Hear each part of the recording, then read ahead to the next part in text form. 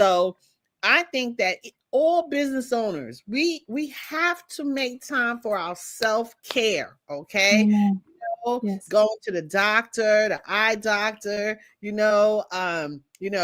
dentist, like all of the things that you're supposed to do. And I'm talking to you, but I'm talking to me too, right? We Right. we have to do these things. Like, and for ladies, go get your nails done. Go, you need to feel good, right? Because entrepreneurship will take everything from you. It's just like being a parent. Okay. Now I'm a parent. I don't know if you are, but if you're a parent, you know that when you have children, it takes everything from you. You have to give everything to it. And I believe that owning your own business is even harder because Mm-hmm. with children, you're not really paying taxes on it, right? You don't have no paperwork, right? With businesses, you got paperwork, you got to pay your taxes, you got to pay your bills. Like there's all these ancillary things on top of the main thing. And so you really, really, really have to have faith. You have to have people that you can talk to. You got to be determined. You got to self-care has to be important, and make time for yourself and get out and get away. Because you know what else? This is how I feel. When I get out and get away, then Mm-hmm. when I come back to the business, I'm more rejuvenated and re-energized about it. And oftentimes I got new ideas that Right. I brought from sightseeing or clearing my brain from the every single day responsibilities. So those are my ideas. Yeah. So I heard a lot in there. So self care is one of them when you're in these deep holes and the challenges and how you get out of them. And also just taking a breather, stepping away, and then looking at it again, but with fresh eyes, right? And going on to those strategies and how you've been able to foster those yourself. After 35 years in corporate communication, what skills have you transferred over to being a successful small business owner?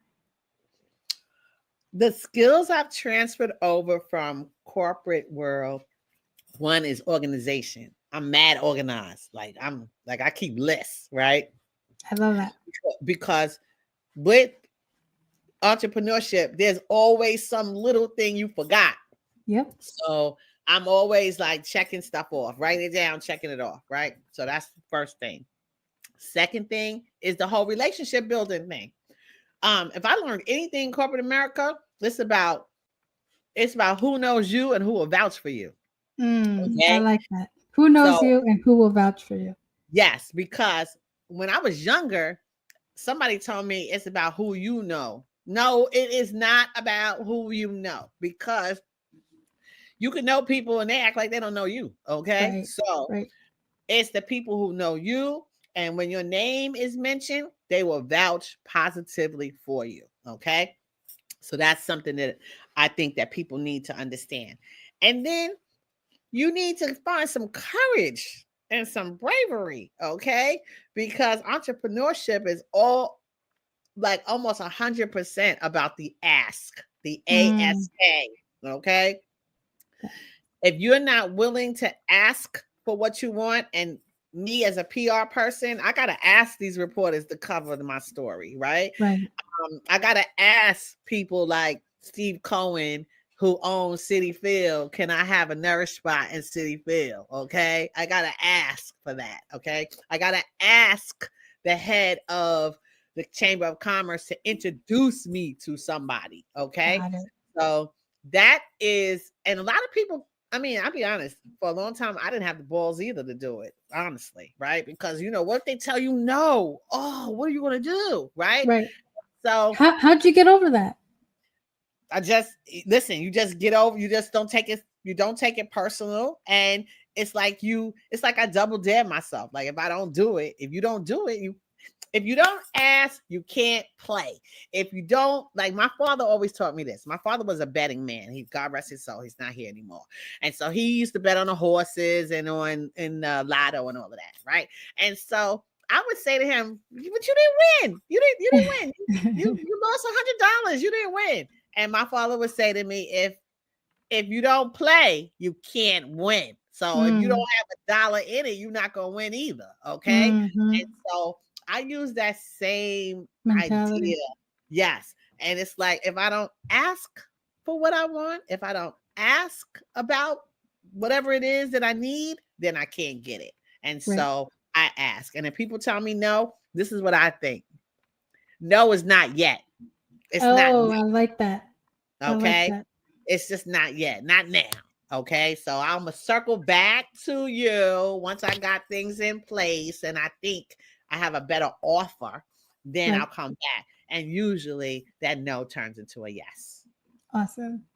Awesome. Awesome. And speaking of no's and yeses and doing the follow up, and we love this because you've credited social media as a powerful tool on how you strategically use both Instagram and LinkedIn to do that follow up. So Yes. tell us how you've built meaningful connections on these platforms and what advice you give to others about using or leveraging right social media to grow either your audience or to make your business more visible. Tell Well, me, well, we could start with the follow up on LinkedIn and how you do that because you do that so well. You're like, thank you for meeting me at so and so. I do. So, all right, this is another corporate secret. So, whenever you go to these events, oftentimes, I mean, nowadays with technology, people tap in phones and stuff, but if you're at a place where people still giving out their business cards, right? One of the things that I would challenge every single one of you to do is when you get home that night, right on the back of that business card, the date you met that person and something about the conversation that you had, right? So that when you follow up with them using LinkedIn, because that's the best place to follow up with people, especially business related, you can bring their memory back to you. Okay. So I try. I haven't been as good this year, but I try to do that within 2 to 3 days, no more than a week, because people meet people every day. And so Every it's day. really hard to keep up, right? Right. So I use LinkedIn and I will say, it was a pleasure to meet you at the Global Culinary Conference on Saturday. It was a joyful, or thanks for sharing that tip about the magazine with me, right? Like whatever it is, right? And I hope you will link in with me here. And more times than not, people say yes. Okay. And this is a way to keep up with people. So I have people in my LinkedIn from 1985 because Oh that's when wow. whenever it started, that's when I started.